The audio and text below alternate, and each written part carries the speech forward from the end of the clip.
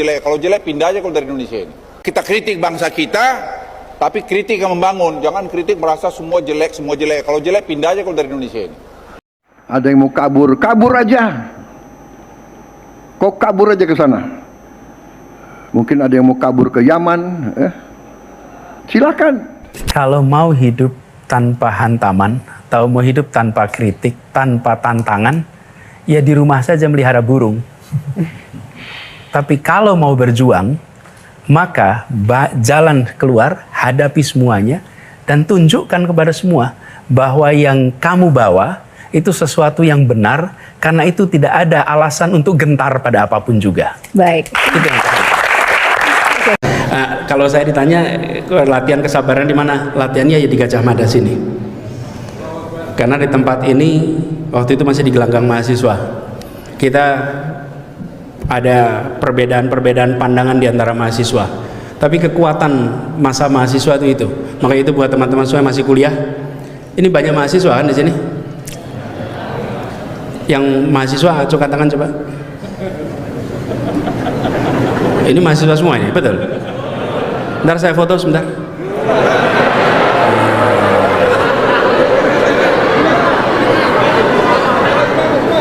Ya, oke, siap, terima kasih.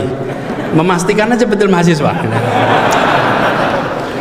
Zaman dulu tuh banyak yang berlagak mahasiswa tapi lapornya ke tempat lain.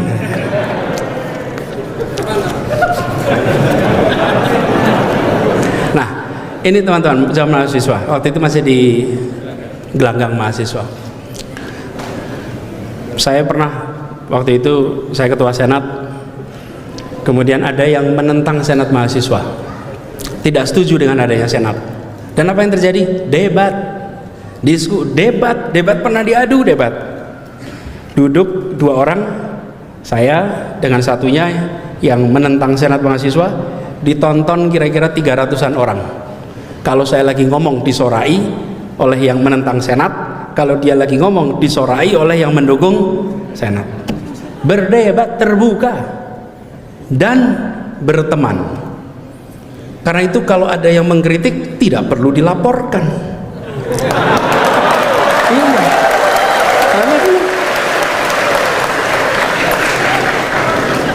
Iya. Lanjut gitu ini lah. Ojo ngompori mas. Jadi perdebatan itu menjadi sesuatu yang lumrah. Apalagi di kampus. Kalau di kampus ada rasa takut untuk berbicara tentang kenyataan, maka kampus itu sedang mengalami masalah. Ya, pasti. Di kampus itu harus bisa bicara bebas. Justru kampuslah tempatnya. Dan di kampus itu juga lah kita terbiasa untuk menjaga iklim demokrasi.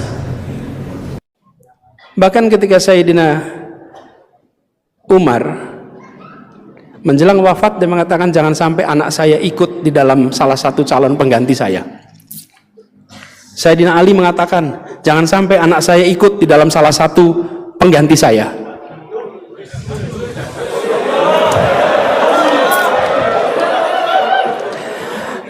Waktu itu belum ada MK. Ya. Sejalan dengan kemaslahatan orang banyak, itu namanya integritas. Itu I1. I2 apa I2? Income, bukan income.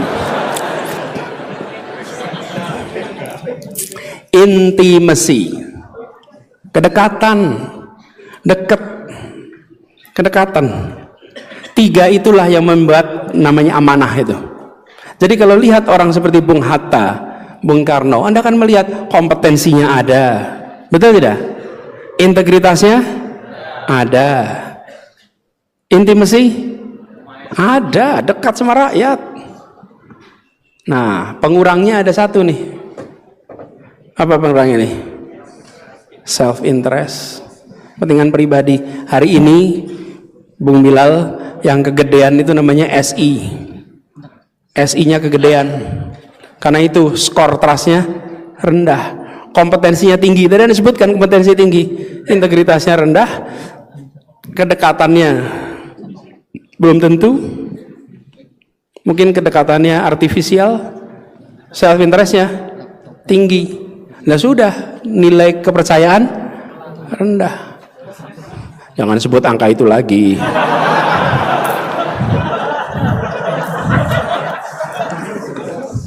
Saya aja nggak ngulang, nanti masalah nanti kan. Nah, jadi saudara sekalian, kita jaga itu semua.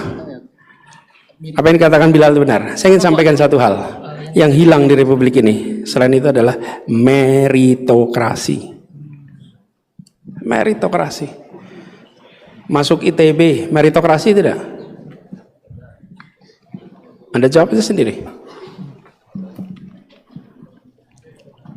Ketika kita menerapkan meritokrasi, itu yang tadi saya sampaikan. Ketika 4 khalifah itu dipilih, meritokrasi tidak musyawarahnya itu. Musyawarah. Ketika Abu Bakar As-Siddiq radhiyallahu anhu dipilih, itu berdasarkan suro. Sayyidina Umar, Sayyidina Uthman, Sayyidina Ali, itu meritokrasi, rapat, diskusi, dicari yang terbaik di antara semua. Bahkan ketika Sayyidina Umar menjelang wafat, dia mengatakan jangan sampai anak saya ikut di dalam salah satu calon pengganti saya. Sayyidina Ali mengatakan jangan sampai anak saya ikut di dalam salah satu pengganti saya.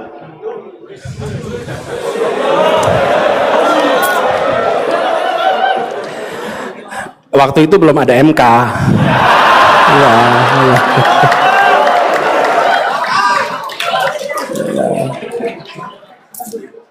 Untung belum ada MK. Waktu itu dikatakan jangan sampai anak saya menjadi salah satu. Jangan. Anda pilih semuanya, meritokrasi. Itulah sebabnya kenapa kita harus jaga. Tapi juga jangan kalau ada yang berprestasi hanya karena dia anaknya lalu dihambat.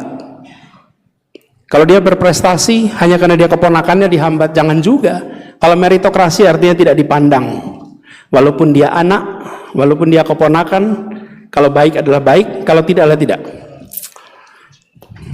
Saya pernah dengar cerita rekrutmen di sebuah kementerian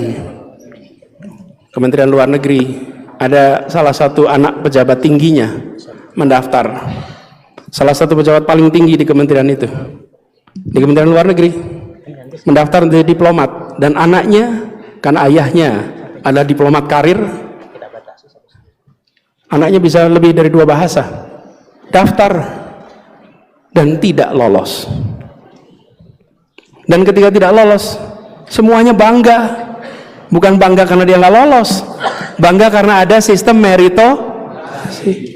Dia ujian lagi tahun berikutnya, ujian lagi waktu berikutnya. Halo teman-teman, jumpa bersama saya di Politik Dangi ya. Teman-teman, ini menarik sekali ya. Kalau kita melihat bagaimana Anies Baswedan ini sebenarnya ya bisa kita katakan politisi atau pemimpin yang betul-betul tidak anti kritik.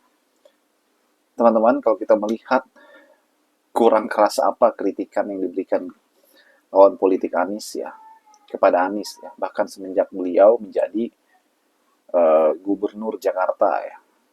Waktu itu teman-teman, PSI, PDIP ya, itu adalah oposisi garis kerasnya Anies Baswedan waktu beliau menjadi gubernur Jakarta, dan itu keras sekali teman-teman. Apalagi pada saat itu kalau kita lihat ya dinamika politik ya sangat panas. Dan apa yang terjadi akhir-akhir ini ya, apalagi waktu itu ya, ini mengingatkan kembali teman-teman. Dulu ya ada tagar kabur aja dulu ya, Indonesia gelap dan sebagainya. Dan itu ramai sekali ya. Dan ya salah satu yang menanggapi hal tersebut adalah Luhut teman-teman. Luhut bin Sarpanjaitan. Ya, Luhut seolah-olah anti kritik di sini ya. Kabur aja kalau misalnya kalian merasa seperti itu ya kan. Dan Prabowo kembali mengingatkan kita tentang hal itu ya. Padahal kita lupa sudah teman-teman. Kita lupa apa yang menjadi tagar itu dulu, malah diingatkan Pak Prabowo lagi ya. kabur aja dulu Indonesia gelap. Entah kenapa Pak Prabowo masih mengingat itu. Siapa yang memberitahu Pak Prabowo, ya kan? Kenapa itu disebut lagi? Ya kan? Dan ini kan lucu, teman. Lucunya adalah masyarakat sudah melupakan hal tersebut, malah diingatkan lagi, ya kan? Bahkan kabur aja ke Yaman dan sebagainya. Kan ini kan sebuah hal yang sudah kita kubur sudah lama, diingatkan kembali. Ini menggambarkan ya bagaimana penguasa ya akhirnya kan seolah-olah tidak senang dengan kritikan, teman-teman. Ini berbeda dengan Anies Baswedan. Anies Baswedan adalah tokoh yang dikritik habis-habisan, namun beliau tetap santai senyum. Menjadikan kritik itu vitamin, sesuatu yang bisa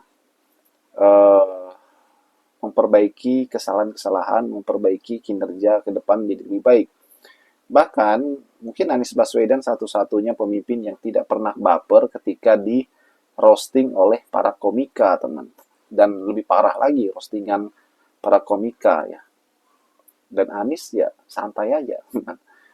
Bagaimana menurut kalian? Kita diskusi di kolom komentar, ya.